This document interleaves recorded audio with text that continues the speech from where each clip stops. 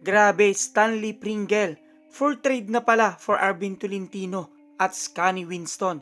Yan nga ang ilan sa mga maiinit na pag-uusapan natin sa videos na ito, mga ka-idol. Papalapit na nga ng papalapit mga ka-idol ang pagtatapos ng elimination round ngayong PBA All-Filipino Conference at unti-unti na nga nating nakikilala kung sino-sinong team nga ba ang maghaharap sa playoff at kung sino-sino nga bang mga individual ang nangingibabaw ngayong conference. Katulad na lamang na naging Player of the Week ngayong linggo mga ka-idol ang player ng tira firma na si Mark Luis Sanggalang, habang pinakyaw naman ng San Miguel Beermen ang ilan sa mga awards katulad na lang si CJ Perez na Move of the Week, gayon din naman itong si Marcio Lassiter na 3-pointer of the Week, at syempre hindi rin napauli itong si Junmar Fajardo na tila palagi nga siya ang nagiging Player of the Week. Kung kahit marami nga nagsasabi na malaki nga ang chance na makuha na naman ng SMB ang kampyonato. At para naman sa current standing mga ka-idol, pinangungunahan pa rin talaga yan ng SMB na siyam na nga mga ka-idol ang kanilang panalo at wala pang talo. Sinundan ng Barangay Ginebra na may 7 panalo 3 talo, NLEX Sud Warriors, Tropang Giga at Magnolia Hotshots na may pare-parehong 5 panalo at 4 na talo. Rain or Shine, Meralco Bulls at Tira Firma na may 5 panalo at 5 talo. Northport Batang Pier na 5 panalo at 6 na talo, at nasa bottom 3 nga mga ka-idol ang Blackwater Bossing na may 3 panalo at 6 na talo, Phoenix Super LPG na may 3 panalo at 7 talo, Converge Fiber Xers na may 1 panalo pa lamang at 9 na talo na. Habang kung babalikan nga natin naman mga ka-idol ang naging matinding laban nung nakarang linggo, na undefeated pa rin talaga ang SMB at natalo nilang Magnolia Hotshots sa score na 98-91, na naging best player of the game dyan walang iba kundi itong si CJ Perez na nakakuha ng 25 points, 5 assists. At sa pagkakataong ito ay nagawa naman itong si Paulie bilang bagong membro ng Elite 1000 Triples Made Club. At sa kabilang banda naman mga ka-idol ay tinalo ng Northport Batang Pier ang Blackwater Bossing sa score na 115-113, nang naging best player of the game dyan ay walang iba kundi itong si Arvin Tolentino na nakakuha ng 27 points, 11 rebounds at 7 assists. Patuloy naman ang pagkapanalo ng SMB dahil tinalo pa rin nilang NLEX sa score na 120-103, na naging best player of the game dyan walang iba kundi itong si Junmar Fajardo na nakakuha ng 20 points, 21 rebounds.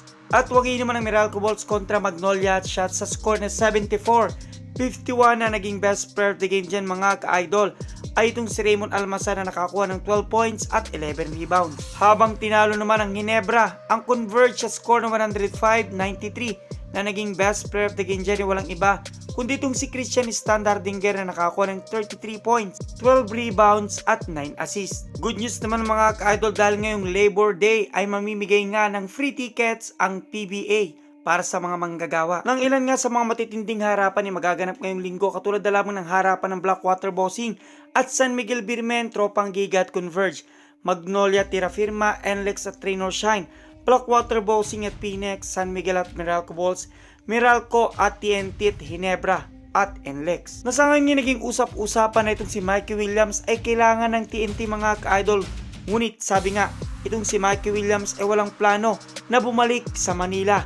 Hirap man ng ibang team na maibalik ang kanilang mga player o makakuha ng mga bagong player, tila madali para sa Barangay Ginebra ang makuha itong si David Morel dahil official na nga na siya'y kabarangay. Na nagsimula na nga rin mag-ensayo itong si David Morel kasama ang buong team ng Barangay Ginebra. Nang isusuot ng jersey nitong si David Morel ay number 4 mga ka-idol. Nakuha man itong si David Morel, tila usap-usapan din ang pagpapatuloy na pagkuha ng Barangay Ginebra sa mga bagong player. Katulad na lamang ng sinasabi na balak ng Barangay Ginebra na pakawalan ito si Sidney Mubere kapalit nitong si Scottie Winston. Naayon nga sa nakalap nating information mga ka-idol, according to our insider Barangay Ginebra, will try to offer Sidney Mubere in future second round pick for Scottie Winston before the trade deadline ends. Marami din talaga mga ka-idol ang nakapansin na malayo na rin talaga ang performance nitong si LA Tenorio at Stanley Pringle kumpara sa mga performance nila noon. Nausap-usapan nga mga ka-idol na planong i-trade ng Barangay Ginebra itong si Stanley Pringle para lang makuha itong si Arvin Tolentino. Nabukod dyan na may kumakalat din na trade rumor na sinasabi Ginebra received Troy Rosario, Bradwin Ginto, and Tyrus Hill kapalit nga ni Stanley Pringle, Jeremiah Gray, Sidney Mubere, and Von Pesumal plus 2024 second round pick, 2025 second round pick. Nasabi nga nakapending pa din ang Ginebra Blackwater trade na to. Expect next conference mangyayari na yan. Ang assistant coach Richard De Los Ríos, ongoing pa kasi ang mga laro ngayon. Kaya siguro hindi na-approve yung trade na yan. Nagkausap na naman kami ng Blackwater about sa trade na yan at expected namin sa next conference. Sabi pa, si Bradwin kasi kailangan ng team namin ng big man na pang backup kay Sistan. Actually, SMB ang kaagaw namin sa kanya backup for Junmar. Pero naikasa na namin ang trade na yan. About kay Troy UFA na kasi siya malitang asking price lang naman. Hinihingi sa amin ng Blackwater. Kaya nag-okay na din kami. At ayon nga yan sa PBA Insider News.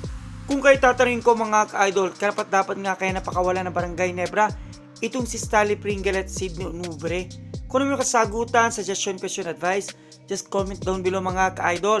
At maraming salamat sa inyong panonood. This ain't over.